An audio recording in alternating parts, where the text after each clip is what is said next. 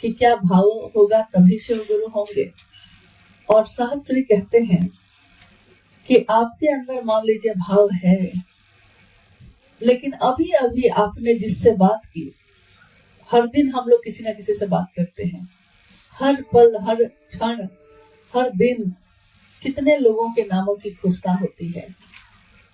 साहब श्री कहते हैं कि क्या जिससे आपने बात की है अभी उसके अंदर भाव है, आपके अंदर भाव है ये माना, लेकिन अभी अभी आपने जिन लोगों से बात की है हो सकता है उनके अंदर महादेव के लिए वो शिष्य भाव ना हो अभी, क्या उसके परिणाम होंगे या नहीं होंगे? क्योंकि शास्त्र तो आज तक यही कहते रहे हैं कि भावेन लभ्यते देवता, भावेन देव दर्शनम, भाव से ही देवता लभ्य होते हैं और भाव से ही उनके दर्शन भी होते हैं। तो शास्त्र तो ये कहते रहे, लेकिन क्या शिव शिष्यता में भी ऐसा ही लागू होता है? क्योंकि देवों के देव महादेव हैं, तो देवता तक के लिए तो ये जरूरी है, लेकिन जो देवता का भी देवता हो उसके लिए क्या जरूरी है? तो अधिकांशता मन में हमारे ये बात होती है कि जब देवता के लिए भाव जरूरी है तो उनके भी जो देवों के देव है महादेव, उनके लिए तो भाव से भी ऊपर कुछ चीज होगी, तभी उनसे संपर्क संभव होगा। गुरु के रूप में साहब कहते हैं कि गुरु के रूप में वो शिव, जरूरी नहीं कि आपके अंदर भाव हो। आपने जिससे अभी अभी कहा है उसने शिव को अपना गुरु बनाया है, लेकिन उसके अंदर वो भाव नहीं जो आपके अंदर है, जो आप जिस भाव के अंदर आके आपने उससे बात की है। क्या इसके परिणाम होंगे या नहीं होंगे? लेकिन साहब कहते हैं कि इसके परिणाम होंगे, क्योंकि गुरु के रूप में वो सिर्फ आपके भाव पे नहीं उतरते, आपके विचार पे भी उतरते हैं। शिष्य का जो मानसिक स्तर होता है, गुरु उसके स्तर पे उतरते हैं। और मानसिक स्तर हो सकता है कि उसका कुविचार भी हो सकता है अर्चना का भाव ना हो सकता है अपशब्द का भाव हो, ये भी हो सकता है। लेकिन गुरु के रूप में वो कुविचार के तल पे भी उतरते हैं। ये मात्र गुरु और शिष्य परंपरा में ही हो सकता है। ईश्वर के रूप में, पूजा पद्धति के रूप में आप महादेव से नजदीक होते हैं, हम सब पूजा अर्चना करते हैं, मनोकामना मांगते हैं, मनोकामनाओं की पूर्ति होती है, लेकिन उसके लिए हम कभी भक्त बन के जाते हैं, कभी याचक बन के जाते हैं। लेकिन शिष्य के रूप में हम कुछ भी नहीं आता तब भी जाते हैं। और जब शिष्य बनते हैं तो ये तीनों सूत्र जो हमारे आपके जीवन में है आज, जो जिसका निरूपण साहब श्री ने किया है, इसमें पहला सूत्र ही ये कहता है कि दया की याचना करनी होगी। दया की याचना का अर्थ ही होता है कि शरीरधारी गुरु या सदगुरु में तो कुछ साधन से काम चल जाएगा, मंत्रों के जप से काम चल जाएगा, लेकिन जब शिव गुरु होंगे, जगत गुरु शिव गुरु होंगे मेरे आपके, तो वहाँ कुछ दूर तक साधना काम करती है, कुछ दूर तक मंत्रों का जप भी काम करता है, कुछ दूर तक कुंडली साधना भी काम करती है, लेकिन एक दिन उसकी भी सीमा खत्म हो जाती है। तो जब सबकी सीमा खत्म हो जाती है, उसके बाद अगर आपको चलना होगा तो आप किसके सहारे चलेंगे? हम किसके सहारे चलेंगे? एक बड़ी अद्भुत सी बात है शिव शिष्यता में कि शिव की शिष्यता की शुरुआत ही दया से हो जाती है। यानी कर्म नीचे ही रह गए, साधना नीचे ही रह गई, मंत्रों का जप नीचे ही रह गया, और सीधे जैसे बच्चा को सीधे 5वां क्लास से शुरुआत कर दी गई है। अब उसको आता कुछ नहीं है, लेकिन शुरुआत उसकी पहला क्लास से नहीं है, सीधे 5वां 7वां क्लास से शुरू कर दिया गया है। तो हम सोचते हैं कि ये कैसे होगा, क्योंकि हमको कुछ भी तो आता नहीं था। गुरु अपनी दया से शिष्य के उद्देश्य का परिमार्जन करते हैं।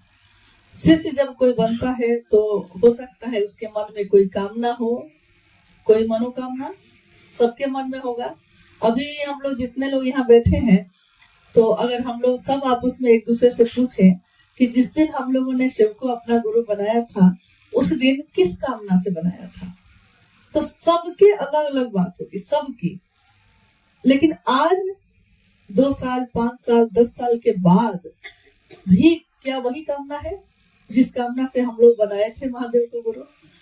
कोई प्रेम से बनाया होगा, सुन के अच्छा लगा इसलिए बना लिया, लेकिन किसी के जीवन में दुख होगा इसलिए बनाया, किसी को संतान नहीं होगी इसलिए बनाया, किसी को नौकरी नहीं मिल रही है इसके लिए बनाया, कोई सहारा नहीं है तो महादेव ही एक सहारा इसलिए बनाया। सबका उद्देश्य उस समय अलग अलग रहा होगा। अब कुछ दिनों में, कुछ सालों में क्या उस आज भी वही उद्देश्य है हमारा? इसका परिमार्जन कैसे हुआ? क्या इसके लिए हम लोगों ने कोई अलग से प्रयास किया? 3 सूत्रों के अलावा कुछ और किया है हम लोगों ने? जो साहब ने कहा 3 सूत्र करने को जितना भर आता है वही करते हुए चले जा रहे हैं, और आज हम देखते हैं कि क्या हम वही हैं जो उस दिन थे? शरीर से तो वही है, बाहर से तो वही है, लेकिन अंदर बदल गया है। ये इंसान जो बाहर से दिखता था, आज इंसान शरीर से तो वही है, लेकिन उसका आंतरिक जो मन है, उसका मन जो है वो बदल चुका है, उसका उद्देश्य बदल चुका, उसकी मंजिल बदल चुकी है। जो मंजिल कोई मनौती थी, कोई मनोकामना थी, स्वाभाविक है ना कि जिस दिन हम लोगों ने मनोकामना मन में रख के महादेव को गुरु बनाया होगा, उस दिन हमारी मंजिल महादेव थे कि हमारी मनोकामना थी? महादेव थे, मनोकामना थी, लक्ष्य तो वही था। तो जो लक्ष्य होगा आपका, मिलेगा भी तो वही। कोई बच्चा लक्ष्य रखा है कि हम मास्टर बनेंगे, तो मास्टर अगर नहीं बना तो कम से कम स्कूल का चपरासी भी बन जाएगा, लेकिन स्कूल तक पहुंच जाएगा। यानी लक्ष्य जहां है उसके नजदीक भी कम से कम पहुंच जाएगा, लक्ष्य जो होगा। लेकिन अगर कोई कलेक्टर बनने का लक्ष्य रख के चला है तो थोड़ा भी नीचे आएगा तो कम से कम और चीजों में तो बहुत आगे होगा। यानी लक्ष्य जो भी होगा हम लोग का शुरू से लेके आज तक, तो हम पहुंचेंगे भी वही। शिष्य के इस मानसिक स्तर पे उतर के महादेव क्या करते हैं? महादेव उसके लक्ष्य का परिमार्जन करते हैं। धीरे धीरे हमारा मन इतने सालों में ये समझ गया कि ये पंक्ति जो साहब ने अपनी चर्चाओं में कितनी बार कहा कि रहना नहीं देश वीराना है, यह जीवन का गज की पुरिया, बूंद परे भूल जाना है। कबीर ने कितने सालों पहले ये कहा, उन्होंने समझा होगा तो कहा होगा, लेकिन लोग कितना दोहराए इसको, लेकिन दोहराने से समझ तो नहीं पाए। साहब ने बार बार इस पंक्ति को भी दोहराया कि ये क्यों नहीं समझते हैं हम लोग कि यहाँ रहने की जगह है नहीं, आए हैं तो जाना ही होगा। तो थोड़े दिन की यात्रा में कितना सामान लेकर जाएंगे, कितनी मनोकामना पूरी करेंगे, कितनी चीजें इकट्ठे करेंगे। बोलने में तो हम लोग इस चर्चाओं में यही कहते रहे हैं शुरू से लेकर आज तक, लेकिन शुरू में ये बात समझ में नहीं आई थी। सिर्फ महादेव की बात की, सिर्फ महादेव से दया मांगा, महादेव की चर्चा की और महादेव को प्रणाम किया, बस इतना ही किया। लेकिन ये करते करते हमारा आपका मन सचमुच में, यथार्थ में ये समझने लगा कि यहाँ महादेव के सिवा कोई अपना नहीं है। बच के निकल जा इस बस्ती से, यहाँ करता मोहब्बत कोई नहीं, यहाँ कोई किसी से मोहब्बत नहीं करता। ये एक बहुत बड़ा भ्रम है जो हम लोग एक दूसरे से पाले रहते हैं, लेकिन कब कौन बदल जाए कोई नहीं जानता। एक ही सत्ता है जो कभी नहीं बदलती, न उसका सत्य बदलता है, न उसकी सुंदरता बदलती है। महादेव की, जिसका दर्शन साहब ने करवाया, जिनसे हम लोगों का गठजोड़ साहब ने कर दिया, एक ऐसा रिश्ता बनाया जो कभी हमारा साथ नहीं छोड़ते। महादेव ही है। लौकिक जीवन में बड़ा से बड़ा पाप भी अगर कोई कर बैठे, किसी न किसी की हत्या की है, सजा हो गई, फांसी की सजा हो गई, उम्र कैद की सजा हो गई, कानून के अनुसार, कानून की परिधि में अब उसको माफी नहीं मिलेगी। लेकिन लौकिक जगत में भी एक रास्ता उसके लिए खुला रहता है, और वो है राष्ट्रपति जो होते हैं सर्वोच्च, उनके पास मर्सी अपील करना। मर्सी अपील मतलब दया की याचना। देश का कानून एक रास्ता छोड़ता है, उसमें भी क्या है, शब्द देखिए क्या है, दया की याचना, मर्सी अपील किया है मैंने ये, लेकिन आज पछता रहा हूं और कानून से मुक्ति नहीं मिलेगी। तो एक सत्ता वहां भी है, लौकिक जगत में भी है, जहां से हम माफी की याचना कर सकते हैं, और आपकी याचना जैसी होगी, आपका आचरण जैसा होगा, उस पे फिर निर्णय लिया जाता है कि क्या इसको माफी दी जा सकती है, और अगर ऐसा होता है तो माफी दी जाती है।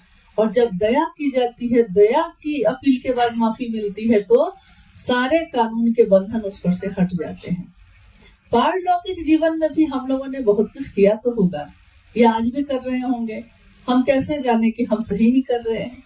ये तो महादेव आकलन करेंगे, गुरु आकलन करते हैं कि विद्यार्थी सही किया है कि नहीं।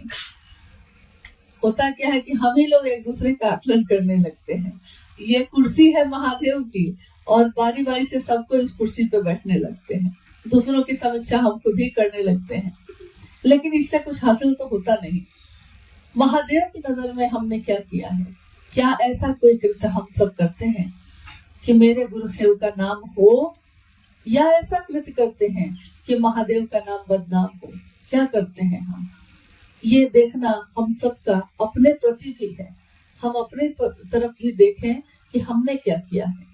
दूसरों की तरफ देखते देखते आदमी का स्वभाव है कि वो अपनी तरफ देखना भूल जाता है, चाहे वो चिंता हो, चाहे वो समीक्षा हो।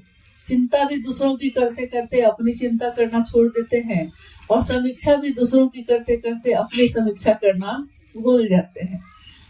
तो महादेव की दया से जब चाहे वो स्वार्थ से हो चाहे निस्वार्थ हो, तीनों सूत्र जब हम आप करते हैं तो हमारा मन धीरे धीरे धीरे धीरे ही सही, लेकिन इस परिधि में आ जाता है कि महादेव से दया की याचना के सिवा अब कुछ भी नहीं बचता, और एक ही वही काम करता है, वही परिणाम लाता है।